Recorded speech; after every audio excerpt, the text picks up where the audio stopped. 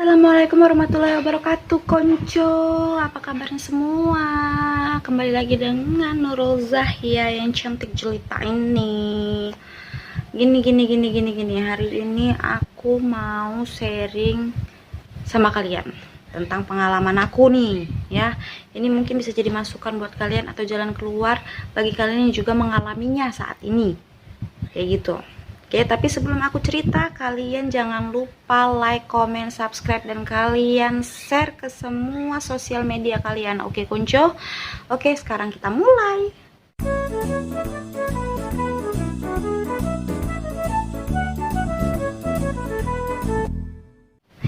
Jadi gini.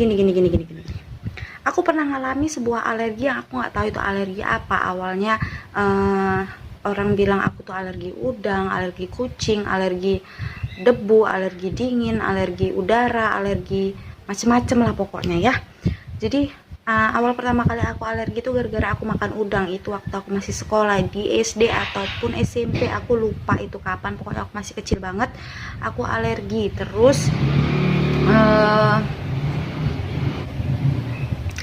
Terus setelah alergi dari udang, aku pernah digigit semut sama kecoa. Di situ aku ngerasain alergi. Yang digigit itu bokongku sama jempolku, tapi kenapa yang sembab itu mukaku. Nah, di situ orang bilang aku alergi digigit atau apalah, itu aku nggak ngerti. Udah, setelah itu aku pernah ngerasain, semakin kesini aku semakin ngerasain hal alergi yang itu semakin aneh, yaitu kalau misalnya aku bersih-bersih, aku mulai gatal-gatal, aku mulai merah-merah, aku mulai sembab-sembab. Terus kalau misalnya aku sering keluar-keluar, aku kena angin, atau aku tiba-tiba habis mandi, tiba-tiba aku gatal-gatal, dibilang orang aku alergi dingin, aku alergi udara, aku alergi angin, segala macam, sampai aku dibilang itu alergi sama mie.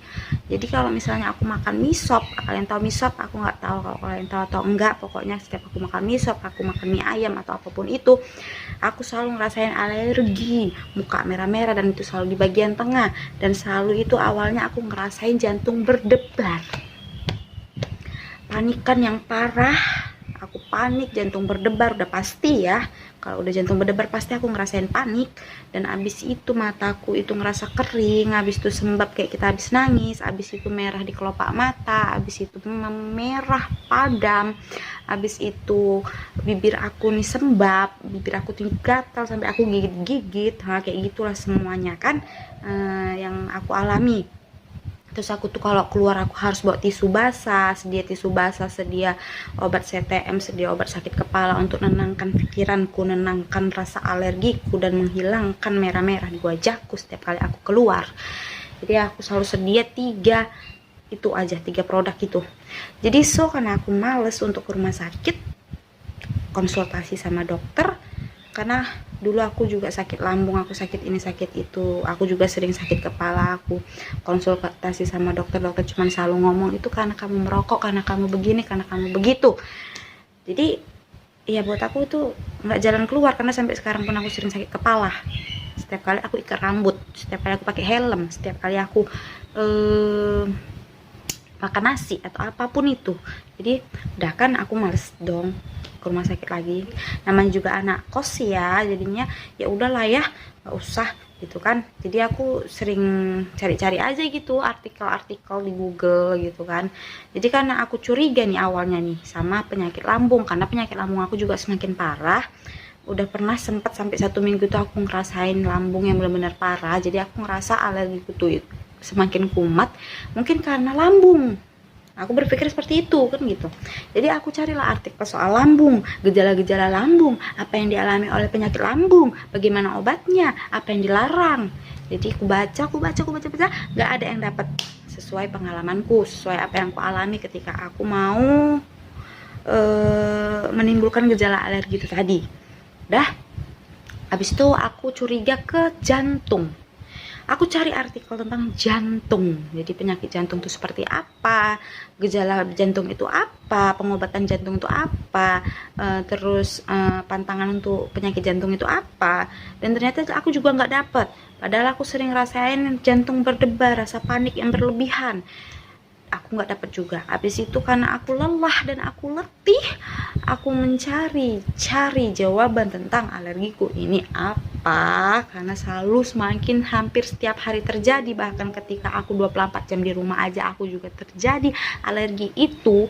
Aku juga sharing-sharing sama teman-teman baru di kosanku. Ternyata ada salah satu teman baru aku di kosan itu, ketika aku sharing sama dia, aku ceritain semua pengalaman aku tentang alergi ini, apa yang aku alami, gejala apa yang aku sering rasakan. Dia bilang aku itu bukan sakit alergi, Kuncu, tapi aku itu sakit pola pikir yang berlebihan, itu namanya mysophobia. Jadi dia menjelaskan bahwasannya apa yang aku alami ini masih penyakit kayak stadium 1 lah gitu, masih gejala-gejalanya aja gitu. Jadi kalau semakin aku memiliki pola pikir yang seperti itu, aku bakal bener-beneran sakit gitu loh, bener-beneran akan alergi parah kayak gitu loh, lebih parah dari yang aku alami kayak gitu. Karena yang aku ingat ya, yang dia jelasin itu, pokoknya ada yang sampai parahnya itu orang memiliki gejala mysophobia itu sampai kalau mau keluar itu dia harus pakai mantel, pakai sarung tangan. Dia jijian gitu loh, dia selalu wanti-wanti tentang kuman, debu, dan kotoran lainnya kayak gitu loh. Jadi pokoknya itulah gejala yang signifikan kayak gitu kan. Mereka memiliki kecemasan yang berlebihan tentang kotoran, karena dia bilang itu nggak bisa diobatin, itu kamu harus konsultasi sama psikiater, dia bilang kayak gitu kan. Mau berapa duit konsultasi sama psikiater kan kayak gitu. Coba kamu download, ada aplikasi dokter begini-begini. Aku nggak tahu aplikasi dokter apa itu, dan aku nggak mau juga downloadnya, bukan karena aku nggak percaya, tapi karena RAM handphone aku sudah penuh untuk edit ini, untuk edit itu, aplikasi ini, aplikasi itu. Jadi aku udah nggak bisa lagi download aplikasi apapun. Aku memutuskan untuk mencari apa itu mysophobia. Jadi aku mencari artikelnya di Google, ya kan. Google maha benar kali ya. Enggak sih, sebenarnya Google itu segala ilmu yang kita nggak tahu kita bisa cari di situ. Makanya kalian sering baca-baca Google. Kalian kalau mau tahu cari dari Google.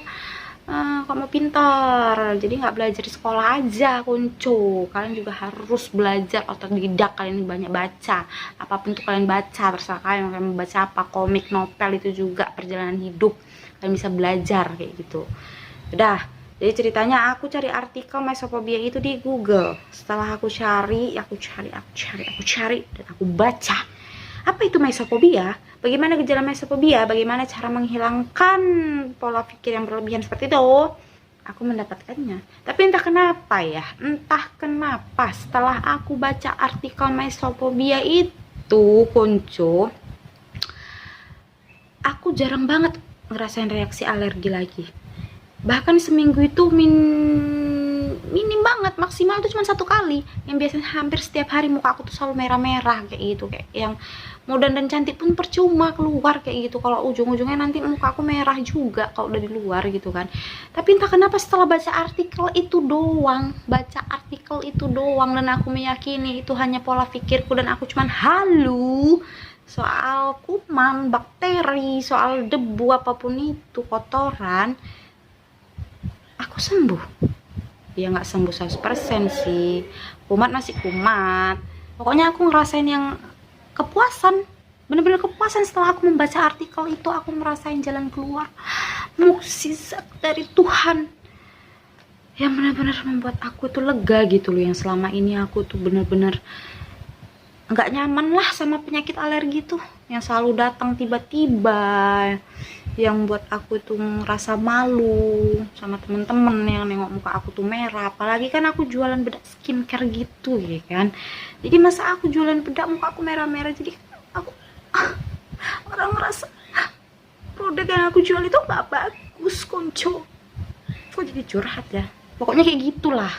Semenjak aku baca artikel itu, aku ngerasain aku mendapat manfaat yang sangat positif sama aku, sangat bermanfaat buat aku. Dan aku sharing buat kalian ini biar kalian tuh baca artikelnya.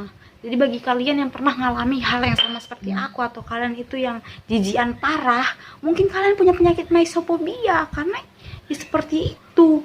Mysophobia itu adalah pola pikir yang berlebihan tentang kuman, bakteri, dan debu apa segala macam tentang itu. Jadi kalian wajib tuh baca karena manfaatnya bagus banget, bener bagus banget. Oke konco, jadi semoga bermanfaat lah ya. Aku mau pamit ini, udah panjang kali lebar aku cerita ya. Jadi sebelum pamit aku mau kalian like, comment, subscribe, dan kalian share ke semua sosmed kalian, sosial media yang kalian punya. Aku minta tolong ya, kalian subscribe, kalian komen, kalian like, dan kalian share ke semua sosial media yang kalian punya. Oke konco? Yaudah, assalamualaikum warahmatullahi wabarakatuh. Bye bye konco.